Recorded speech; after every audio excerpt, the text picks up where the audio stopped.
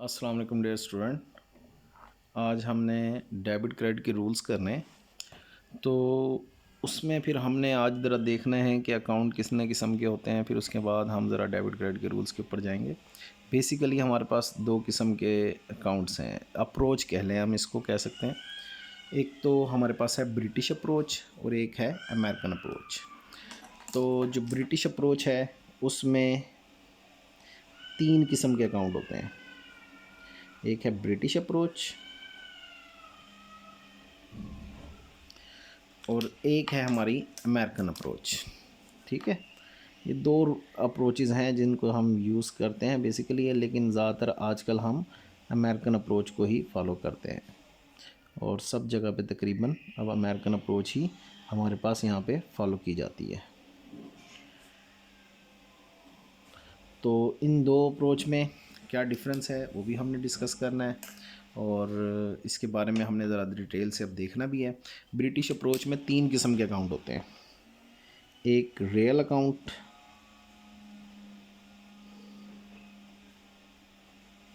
Number 2 पे nominal account,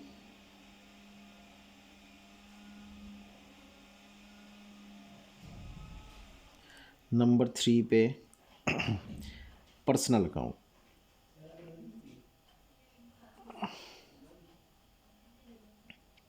ये तीन अकाउंट होते हैं ब्रिटिश अप्रोच में, जबकि अमेरिकन अप्रोच में हम 5 अकाउंट भी होते हैं, 6 भी कर सकते हैं हम। तो मैं एसेट्स अकाउंट, नंबर 2 पे है एक्सपेंस सिज अकाउंट, ये अकाउंट की शॉर्ट फॉर्म में मैं लिख रहा हूँ, और नंबर 3 पे इसको हम लायबिलिटी अकाउंट भी कह सकते हैं।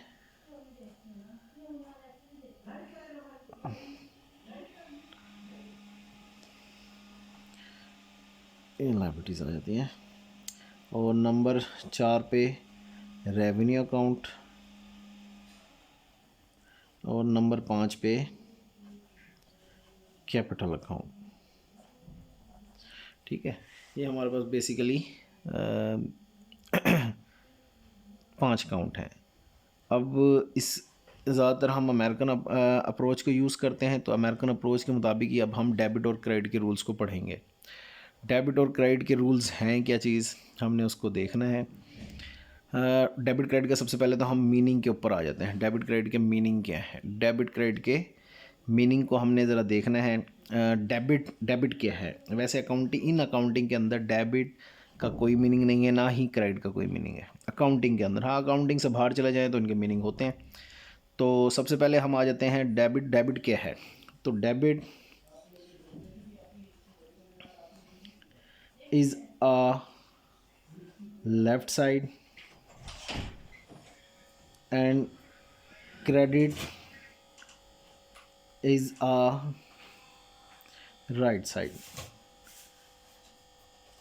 यही हमारे मीनिंग होते हैं। डेबिट का मीनिंग है लेफ़्ट साइड और क्रेडिट का मीनिंग है राइट साइड। इसके अलावा और कोई भी मीनिंग हमारे पास नहीं होते। अगर कोई अकाउंटिंग के अलावा हम देखते हैं तो फिर इनके मीनिंग होते हैं। डेबिट का मतलब होता है जहाँ से हमारे पास फेवरेबल हो, हमारे पैसा बैलेंस आना है और या हमारे हक में हो। और क्रेडिट वो होता है जो हमने उधार लिया हो या उधार हमने पे करना हो, वो हमारा क्रेडिट होता है। लेकिन अकाउंटिंग के अंदर debit is a left side, credit is a right side. अब इसको हम ज़रा ना रूल्स को हमने इसको डिस्कस करना है, वो रूल्स देखने हैं क्या। तो रूल्स को हमने डिटेल से करना है और इसको बहुत अच्छे से करना है, क्योंकि पूरी अकाउंटिंग इन्हीं रूल्स के ऊपर बेस करती है। Rules of debit and credit, हमने ये देखना है rules of debit and credit. तो ज़रा हम इसको देखेंगे जी। ये इसका हमारा परफॉर्मा बन रहा है ज़रा रूल्स का, ताकि आप याद कर लें, इसको उतार लीजिएगा और अच्छे तरीके से इसको याद कर लीजिएगा। जब इसको आप अच्छे तरीके से याद कर लेंगे तो यकीन माने कि आपके लिए अकाउंटिंग करना बहुत इजी हो जाएगा, क्योंकि ये बेसिक रूल्स हैं। अगर ये नहीं आते तो हम फिर हमारे से क्वेश्चन नहीं होता, फिर हम रट्टा लगा सकते हैं। तो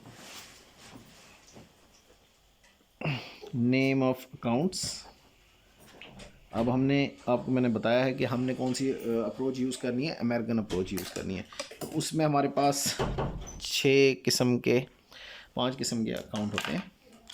वो कौन कौन से हैं ज़रा देखते हैं। सबसे नंबर 1 पे है एसेट्स अकाउंट, नंबर 2 पे है एक्सपेंस अकाउंट, नंबर 3 पे आ जाते हैं हम लायबिलिटीज़ के साथ,